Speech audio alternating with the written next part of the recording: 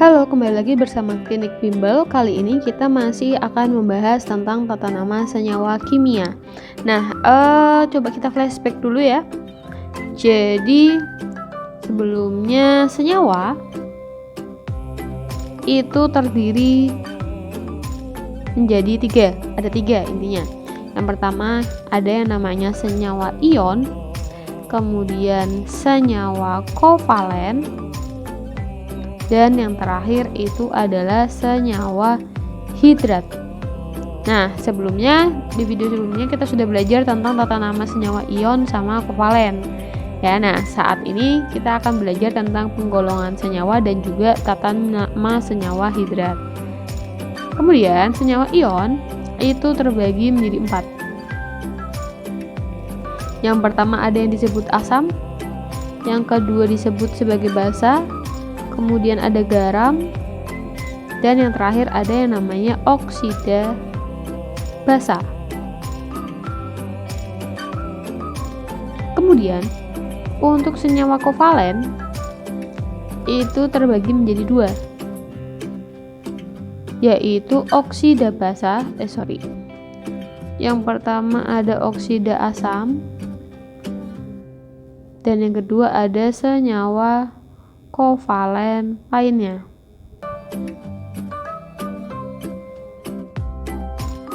Kemudian kita akan mulai membahas tentang penggolongan senyawa ion. Tadi senyawa ion ada yang namanya pertama adalah asam. Oke, ketika jenisnya asam, maka kation yang sebelumnya sudah kita pelajari itu apa aja sih biar digolongkan ke dalam asam, maksudnya seperti itu. Nah, jadi kalau untuk asam, kationnya itu hanya berlaku untuk H+. Jadi ketika ada kation H+, berarti itu asam. Kurang lebih kayak gitu misalkan. Nah, tapi pertimbangkan juga anionnya. Jadi untuk anion yang sudah kita pelajari itu sebenarnya masuk semua ke dalam asam. Jadi bisa kita tulis semua kecuali untuk anion OH- dan O2-. Jadi kalau nanti kalian lihat kationnya itu H+ dan anionnya selain OH- sama O2, maka dimasukkan ke dalam asam. Misalkan HCl, H3PO4, atau CH3COOH. Sampai situ paham ya? Kemudian selain asam, ada juga yang kita golongkan ke dalam basa. Untuk basa, kation yang sudah kita pelajari itu bisa masuk semua, kecuali H+. Kemudian untuk anionnya, khusus untuk basa itu hanya bisa OH-. Contohnya ada NaOH, atau NH4OH, atau CaOH 2 kali. Kemudian golongan ketiga itu ada garam. Kalau garam kationnya itu bisa semua kecuali H+. Untuk anion semua juga bisa kecuali OH- dan O2-. Contohnya ada KCl, MgCO3, Fe2SO4 3 kali. Nah, itu masuk ke garam. Dan yang terakhir, oksida basa, kationnya itu bisa semua kecuali H+ dan NH4+. Untuk anion hanya O2-. Nah, kalau di sini kalian lihat kationnya itu semua, tapi selain H+ dan NH4+ itu kan sebenarnya hampir logam semua. Jadi bisa dikatakan oksida basa itu adalah logam bereaksi dengan oksigen. Contohnya ada Ag2O, CuO, Al2O3. Sekarang kita masuk ke penggolongan senyawa kovalen biner. Tadi ada dua ya. Yang pertama itu ada yang namanya oksida asam. Ciri-cirinya adalah untuk oksida asam itu terdiri dari unsur non-logam dan oksigen. Contohnya ada CO2, kemudian SO3, P2O5. Kemudian untuk yang kedua itu ada yang namanya senyawa kovalen lainnya. Nah, untuk senyawa kovalen lain itu berarti terdiri dari non-logam selain oksigen. Contohnya ada CCl4, SF6, NH3. Selanjutnya kita akan belajar tentang tata nama senyawa hidrat. Oke, sebelumnya kita masuk ke senyawa hidrat itu dulu. Jadi, senyawa hidrat itu apa sih? Senyawa hidrat itu adalah senyawa kristal. Biasanya bentuknya itu garam. Ya, biasanya garam yang mengikat beberapa molekul air.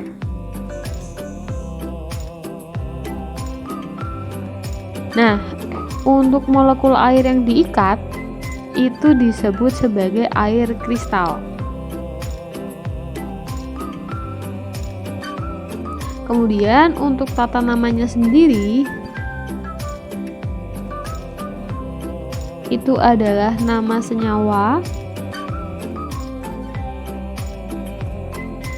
atau nama garam, kemudian diikuti awalan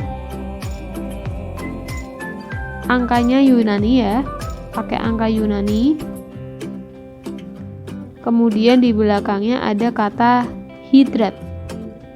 Untuk awalan sama seperti anion kation tadi, ada yang sama kayak tata nama senyawa kovalen ya, yang ada di tri mono kayak gitu-gitu, masih sama awalannya standar. Sekarang kita kasih contoh. Misalkan ada Cu SO4 5H2O. Dia memiliki nama IUPAC yaitu CuSO4 itu adalah tembaga, atau gini aja biar gak bingung diuraikan dulu. CuSO4 itu kan terdiri dari Cu ditambah SO4. SO4 itu kan merupakan anion dengan muatan -2, kemudian Cu nya otomatis plus 2, sehingga nanti namanya adalah tembaga. Tembaga kan muatannya ada banyak. Nah, kita pakai yang berarti yang 2, berarti 2 sulfat. Kemudian 5 itu berarti penta. Belakangnya hidrat. Nah, kalau misalkan nama lazimnya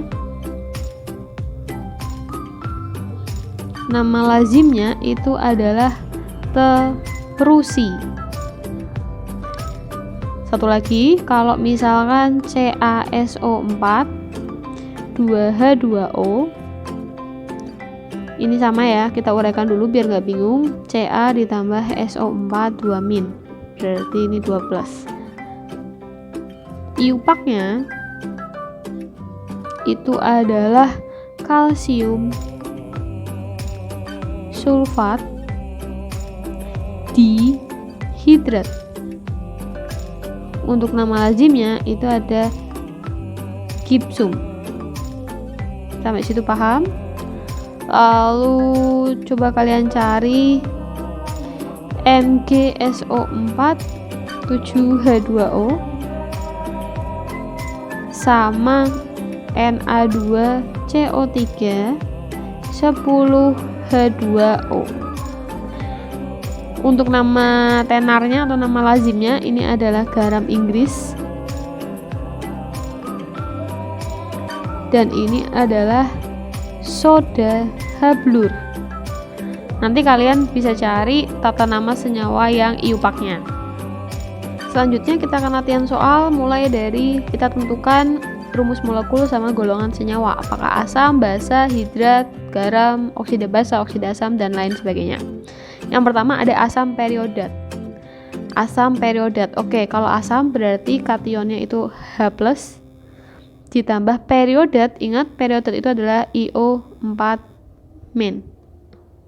Karena sudah sama, berarti nanti ketika digabungkan menjadi HiO4. Berarti senyawanya masuk ke dalam yang asam. Itu yang pertama. Kemudian untuk yang kedua, misal di fosfor trioksida. Di fosfor, di itu berarti P. Fosfor itu adalah P, di itu 2, berarti P-nya ada 2. Kemudian trioksida, O-nya 3. Kemudian masuknya ke dalam fosfor itu non logam, O itu oksigen, non logam dengan oksigen itu masuk ke dalam oksida asam. Kemudian yang ketiga ada kalium dikromat. Kalium itu adalah K. Dikromat itu adalah Cr2O7. Ingat muatannya ini adalah 2-. Otomatis K itu kan muatannya 1, karena muatannya belum sama kita samakan dengan cara tambah koefisien. Maka nanti menjadi K2CrO7. Kemudian ini masuk ke dalam garam. Kok garam, Kak? Karena dia bukan asam. Basa juga bukan. Kemudian oksida basa juga bukan. Karena oksida basa kan logam ditambah oksigen. Kemudian senyawa kovalen juga bukan, karena ini senyawa ion. Ya kan? Kemudian next. Habis kalium ada aluminium hidroksida. Nah, aluminium itu ada Al punya muatan 3+, kemudian hidroksida itu ada OH-. Karena muatannya belum sama, kita kali 3. Sehingga nanti menjadi AlOH3. Karena anionnya adalah OH, berarti masuk ke dalam basa. Selanjutnya nomor 5, mangan 4 oksida. Mangan 4 berarti Mn4+ ditambah oksida 2-. Muatannya disamakan berarti dikali 2, maka menjadi MnO2. Mn itu logam, O2 itu oksigen, berarti masuk ke dalam oksida basa. Kemudian misalkan nikel klorida tetrahidrat. Ada kata-kata hidrat, otomatis dia masuk ke dalam hidrat. Nikel itu adalah Ni, kloridanya adalah Cl. Oke, gini. Kita buat dulu senyawanya yang depan. Ni itu muatannya 2+, ditambah klorida itu 1-. Karena belum sama kita kali 2, nanti menjadi NiCl2. Berarti rumus molekulnya adalah NiCl2 dikali tetra 4 hidrat H2O. Kemudian nomor 7, belerang tetraklorida. Belerang itu adalah S, tetra adalah 4, klorida Cl. Berarti gini.